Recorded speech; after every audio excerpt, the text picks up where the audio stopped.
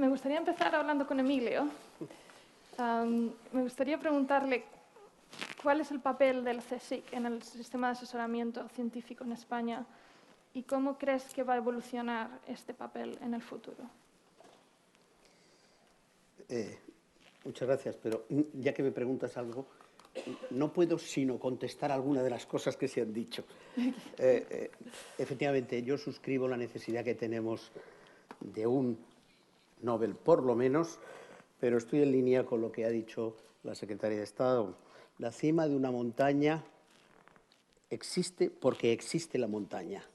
Si no existiera la montaña, difícilmente incluso las agujas montañosas se dan en un terreno desértico. Por lo tanto, sí, y por lo tanto, esto que estamos hablando es un elemento más para construir esa montaña. Cualquier ingeniero de caminos te puede decir que al construir una montaña artificial o un badén de una carretera hay una pendiente crítica por encima de la cual aquello se desmorona. Por lo tanto, sí, pero hay que construirlo.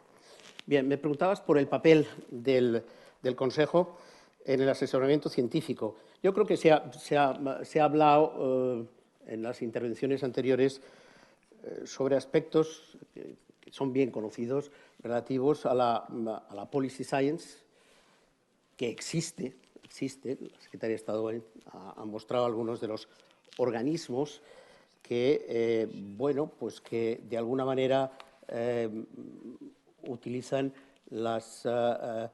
o determinan las estructuras, las relaciones, los presupuestos del sistema de I+D. Pero no es de eso más bien de lo que estamos hablando, aunque en algún momento la cosa ha ido por ahí, sino que estamos hablando más bien de la Science for Policy, es decir, el uso de las evidencias científicas para plantear, para apoyar, para desarrollar, para implementar distintas políticas de gobierno. Ese es lo que yo creo que estamos discutiendo sobre todo. Entonces, la función que desempeña, bueno, pues al CSIC, al Consejo Superior de Investigaciones Científicas, que es el primer organismo público español y es el responsable del 20% de esas cifras de publicaciones que ha citado también la secretaria de Estado, le corresponde estatutariamente, por su artículo 5, la tarea de informar, asistir y asesorar en materia de ciencia y tecnología a entidades públicas y privadas. Y eso lo venimos haciendo regularmente para distintos organismos, para distintos ministerios. Ayer mismo me pasaban las cifras del año pasado de los asesoramientos en distintos negocios jurídicos relativos al Ministerio de Hacienda, que se elevaban a 40 en el ámbito de los recursos naturales, con un valor, no quiere decir que hayamos cobrado, sino un valor para Hacienda, una implicación económica del orden de 11 millones. Sí, eso es algo que estamos haciendo continuamente.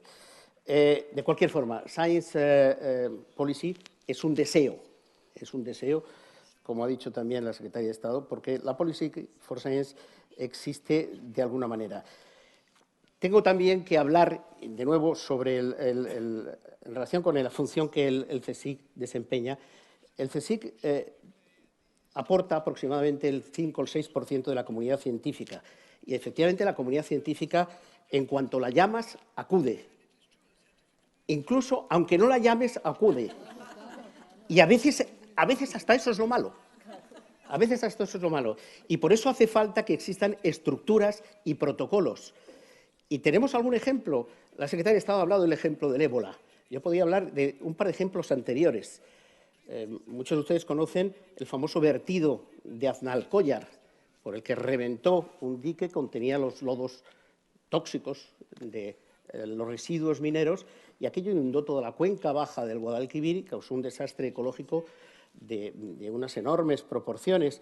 Bien, pues ese es un ejemplo de cómo, por ejemplo, la comunidad científica, desde el primer momento, a partir de una coordinación, que tengo que sacarlo a relación porque lo hizo el Consejo actuó de punto focal, de punto neutro, para poder coordinar y reunir las experiencias y las capacidades de todos los que podían aportar, todos los científicos que podían aportar, que son muchos. Es decir, capacidades hay muchas. Y no solamente en el Consejo. Y el Consejo actuó en ese sentido como los electrónicos llamamos, de punto neutro, es decir, el punto que no está comprometido ni política, ni geográfica, ni territorialmente con ningún aspecto de los que, para bien o para mal, corresponden a nuestra geografía. Bien, aquello funcionó de aquella manera y la intervención científica estuvo perfectamente hecha. Otro ejemplo, precisamente, que habla de lo contrario y habla de deficiencias del sistema, también del Consejo. La intervención del Consejo en el problema del hundimiento la remediación o la intervención científica en el desastre del Prestige. Prestige, saben ustedes, que se hundió en el petrolero, se hundió, me parece que fue en noviembre, hacia el 20 de noviembre, el 15 de noviembre, y empezó a originar un vertido de petróleo. Realmente no era petróleo, era la peor fracción de petróleo que se puede considerar, y pues el petróleo que iba derivando iba inundando las costas, iba causando un problema ecológico importante. Bueno, pues durante un mes no hubo una reacción científica organizada, y sin embargo ahí acudieron los científicos, y acudieron con su preocupación, con su buena fe, con su conocimiento y hasta con sus cubos para recoger el vertido. Pero la verdad es que aquello fue una desorganización absoluta. Y no fue sino hasta el 9 de diciembre que finalmente se organizó un comité científico que pudo coordinar o que tuvo el encargo de coordinar. Y a partir de ese momento las cosas fueron mucho más fáciles, porque todos los investigadores que tenían competencias, y además competencias no multidisciplinares, sino además intentando poner en juego competencias interdisciplinares, que es lo importante, no que cada uno cuente su historia, su película, lo que sea, sino que entienda lo que hay alrededor. Se organizó un comité de 20, 21 personas con experiencias pues desde la química incluso hasta la sociología, y que fue capaz de poner orden y que fue capaz de intervenir pues para taponar provisionalmente las fugas, para poder poner a punto un plan para que industrialmente se taponaran las fugas, digamos, con una duración mayor, y para sugerir un programa científico para remediarlo. Y una vez hecho eso, el comité se disolvió. Además, se autodisolvió, porque, de nuevo, otro de los problemas es que empiecen a proliferar comités como ese. En ese momento estaba muy claro lo que había que seguir haciendo. Por un lado, la solución industrial, por otro lado, la solución científica, que es un programa de investigación para remediar las consecuencias del vertido. Y en ese momento, al cabo de 3 meses, el comité se disolvió. Enseñanza, es una de las que cabe, yo por lo menos siempre lo reflexiono así, que cabe extraer de aquí. Primero, hace falta tener una especie de grupo de guardia permanente, pero con una actuación que no va más allá de 24 horas, que sea capaz de responder en 24 horas a una emergencia que pueda ser resuelta o en la que pueda intervenir de forma positiva el elemento científico. Ese grupo lo único que tiene que hacer es muy pequeño, 5 o 6 personas, tiene que identificar en todo el panorama nacional dónde están las competencias para ahí realmente definir el grupo para la emergencia del ébola o la emergencia de la gripe aviar, como nos tocó hacer en su momento, o cualquier otra emergencia. Si no se coge eso desde el principio, desde luego,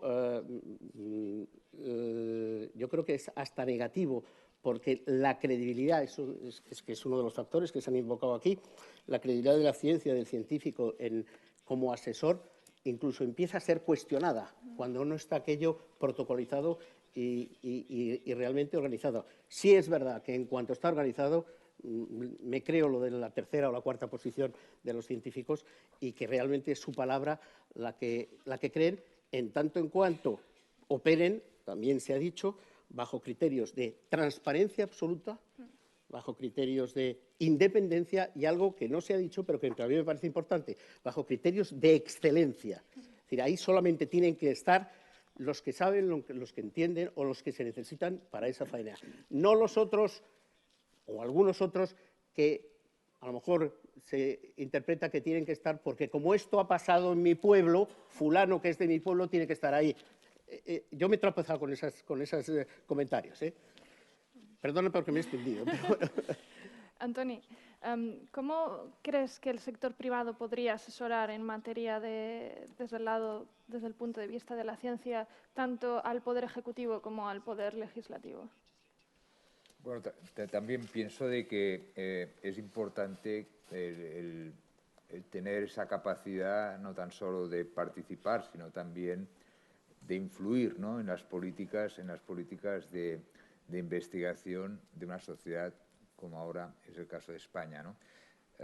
Que, por cierto, yo me siento muy honrado, Carmen, tú y yo nos conocimos hace probablemente más de 20 años, y precisamente fue en un foro de asesoramiento al gobierno de entonces, ¿recuerdas?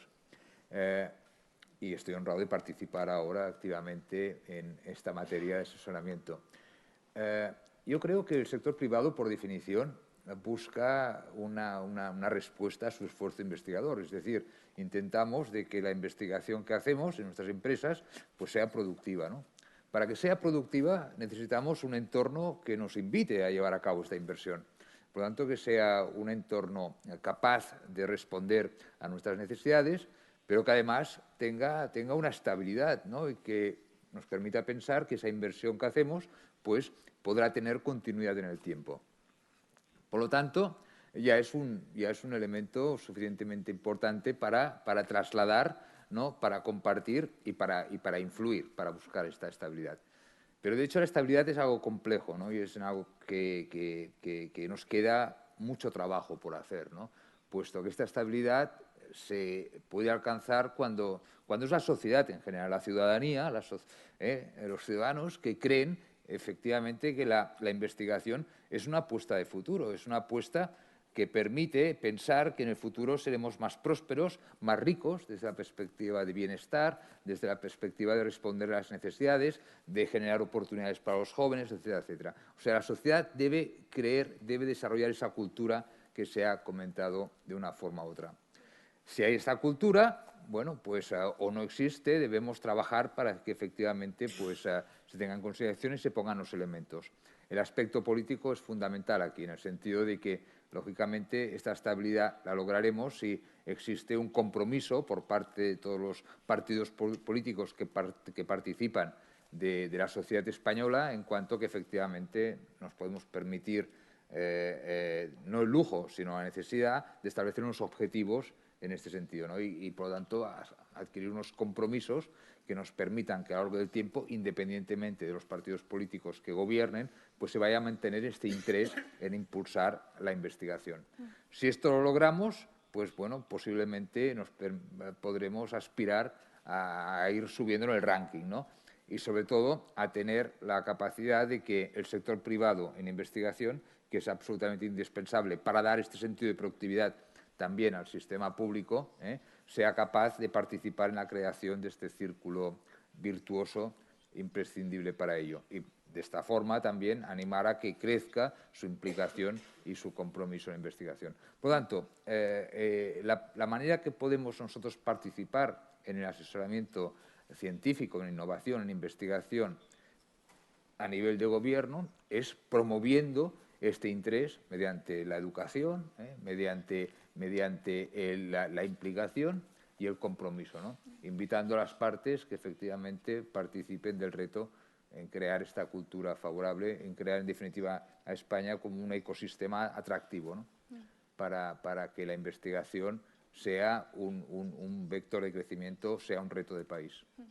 Me gustaría pasar ahora a preguntarle a Chris si nos podría explicar qué es la Oficina Parlamentaria de Ciencia y Tecnología del Reino Unido y cómo interviene en el proceso legislativo, porque ya hemos mencionado varias veces en el día de hoy que el asesoramiento científico no tiene que dirigirse únicamente al Poder Ejecutivo, sino que tiene que ser una parte fundamental del proceso legislativo. Yes, thank you. This is always the case when dealing with science advice. Most countries in the world have some form of science advice, but the vast majority focus exclusively on the executive. Very few take the time and the effort to think about the science advisory needs of the legislature. The UK, happily, is not one of those countries. We have a coming up on 30-year anniversary of the Parliamentary Office of Science and Technology.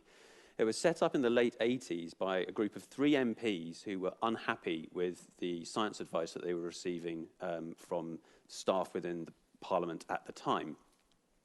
And they looked around for a number of examples and found the Office of Technology Assessment in the US was an interesting model. And they came back to the UK, pitched this to Parliament, and Parliament said, absolutely not. Terrible idea. So they decided to go and raise some money. And one of the very first donors was Margaret Thatcher, who apparently pulled out a checkbook from her handbag and wrote out a check for £100 and said, wave this around in your fundraising, it might help. Sure enough, they raised the cash and they set up a charity whose sole remit was to provide science and technology advice to the UK Parliament. And within just 2 years, it was brought into the Houses of Parliament because the work it was doing was so valuable. So now, after that, the initial pioneers, we have a team of 8 full-time advisors split into 4 teams. Physical sciences and ICT, biological sciences and health, energy and environment, and social sciences. And as you can imagine, when the job of the office is to summarize research evidence and place it in a policy context for parliamentarians, we're covering a huge range of policy areas, which is just as well, since pretty much every single policy area out there has some kind of research evidence relevant to it. But parliamentarians just simply do not have the time, and their staff, their direct staff, don't have the time to dig down into the research evidence, to pull together the relevant experts, to learn all that they can and inform the decisions that they're taking. So we do that for them. We do it in 2 main ways. The first is written briefings. So the most popular publication that we have in the Parliamentary Office of Science and Technology, POST, as it's affectionately known, are called POST notes. And each of these is a 4-page document which takes 3 months to prepare. We always say that we could produce them a lot quicker if they were more like 16 pages. The challenge is to get them down to 4. But we find that parliamentarians don't have an awful lot of time. And unless you get everything into a short amount of space, they simply won't read it. So to write these briefing papers, we bring in a PhD student for 3 months who works with one of our advisors. And they go out and do a literature review, very quick, sort of 2-week down and dirty literature review, and draw up a skeleton for what the report might look like. They then go out and talk to somewhere between 20 and 30 people, a series of interviews. They then distill all that information down into their 4-page. It goes through internal review, where a whole bunch of our internal advisors will rip it to pieces and every now and then make the poor fellow cry. They then go and rewrite it. And for any academics out there who complain about the review process of academic papers, you should try and write one of these briefing papers. They get reviewed by somewhere between 20 and 30 people. And then all of those reviews are coalesced once again, and then it finally comes to the director for sign-off. Now, why do we go through such a painful process to produce just 4 pages?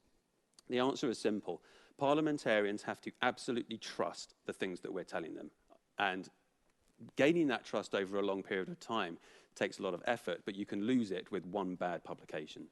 So we invest a huge amount of effort in producing documents that when parliamentarians read it, they can just treat it as fact.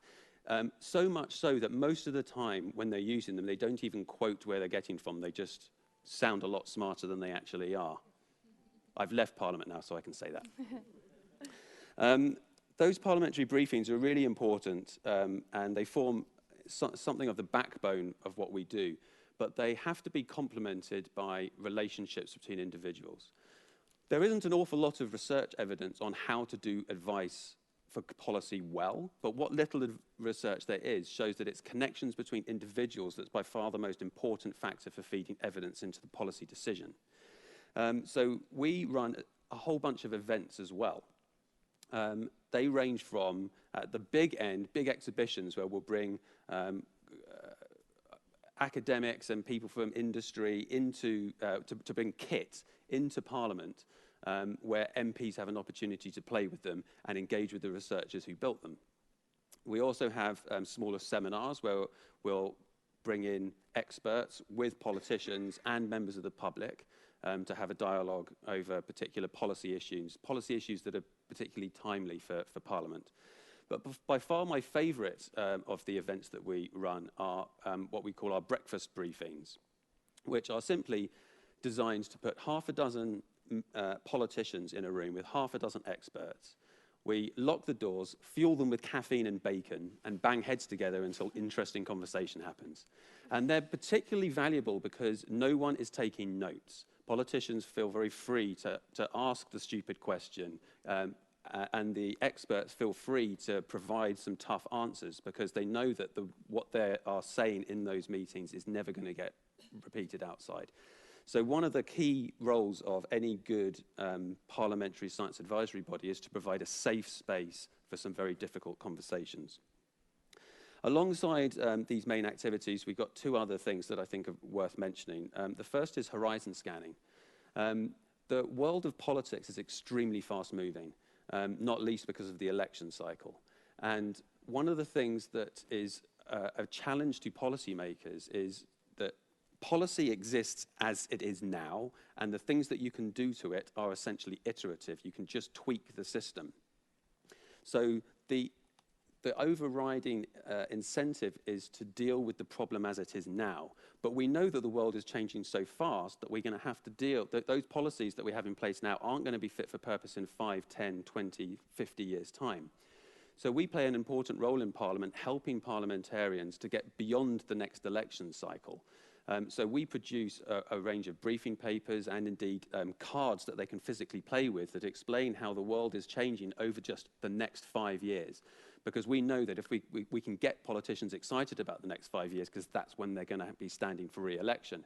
But what we've found is that once you've got them excited about what the UK is going to look like in the next 5 years, it's much easier to engage them in a conversation about what the UK will look like in 20 years, what the world will look like in 30 years' time.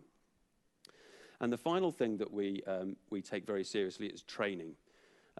Politicians and staff within Parliament don't necessarily have deep backgrounds in dealing with evidence. So we provide training in-house for staff and politicians to help them deal with evidence. We've also found that a lot of scientists are terrible at engaging with politicians. The language and the time frame in which they're working are so different that very often conversations run across each other. So we spend a lot of time working with scientists, both at senior levels and, of course, by bringing in PhD students, we're training the next generation of researchers to engage with parliamentarians. Thank you. Gracias, Chris.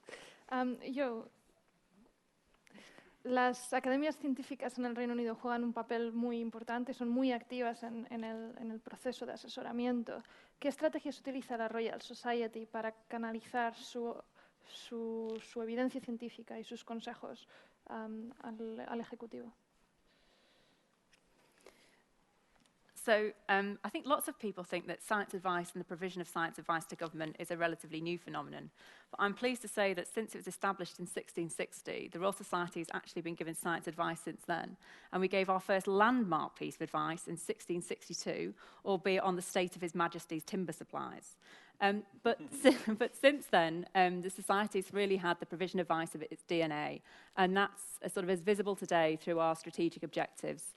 So our strategic objectives at the moment are to promote excellent science, to support international collaborations, and importantly, to demonstrate the importance of science to the public, to gain their support and to develop a broader conversation around how science can enable prosperity and well-being.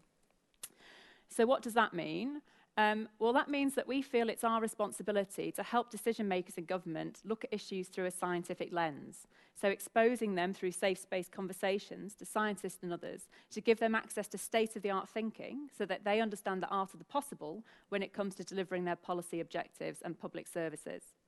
It means thinking about how we can equip our diplomats to make the most of science and evidence in fast-moving transnational negotiations, and not just in times of crisis and emergency, but in multilateral settings where you're dealing with really difficult long-term challenges, whether that's forced migration or climate change. And to go beyond thinking about the provision of science advice, but actually how do you access and use the advice that comes from those initiatives and then feed it back into national government so that you get coherent action.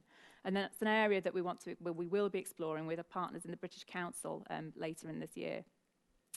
And it also means that we need to make the case for science and research and commission the economic evidence and the evidence for social impact and addressing social inequalities so that we can fund the research that will form the basis and foundation of the excellent advice in the future. And so that means, so that all sounds great and glorious, but what does that actually mean we do? Well, we do three, I would say, buckets of things. So the first is about people. So we have just launched the Society's first government and parliament programme. And we want to make the boundaries between academics and scientists and decision makers much more permeable. So we have just appointed our first early career researchers to go and spend between 3 and 9 months in government departments working on an issue so that we can start to develop the pipeline of the scientific advisors of the future. We already have an MP pairing scheme where scientists across the UK can spend some time shadowing either an MP or a member of the civil service to get some insight into the issues they're dealing with. And this whole problem, I mean, it can't be beyond the wit of us to solve this problem around communication between scientists and decision makers. So we've just commissioned the first primer, a policy primer, which will where academics will spend time learning about how do you brief a minister, how can they take information in, how do you construct an argument, how do you synthesize and boil down all of that complex information into something that is, you know, someone can deal with and take a decision there and then. And we are also trying to build communities of interest of academics around different issues, which brings me to our convening role. So one of the things the Society does really well is that we're very good at bringing people together. And we've been working with government departments, most recently with our Department of the Environment, to bring together scientists not just from the usual communities that work in environmental science, but from other communities that work on complex systems type thinking, so whether that's economics or population dynamics or security, and trying to think about how the tools and techniques that you have in those settings and policy environments might be applied to Department for Environment challenges on agricultural, sustainable agriculture, on food security, novel foods. And then we do a big piece of work around knowledge, which is our final bucket. And that's the more traditional sort of content that the Society is known for. So we look for those emerging areas of science and research that are going to transform to different sectors of our economy, our sort of government. And so our most recent one was on machine learning. So thinking about what does that mean for the skills we need to equip our young people with?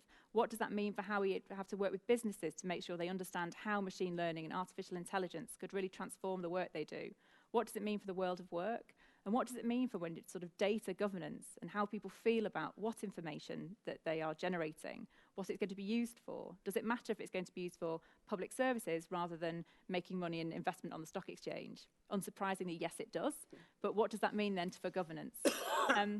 And then we do shorter, snappier pieces of work on demand for government departments. So, for example, we've just done a piece which just presents the evidence without any recommendations on the oceans and its mineral and genetic resources, and just starts to think about what's down there, how do we access them, and what are some of the challenges we might think about when you want to access resources outside national jurisdictions.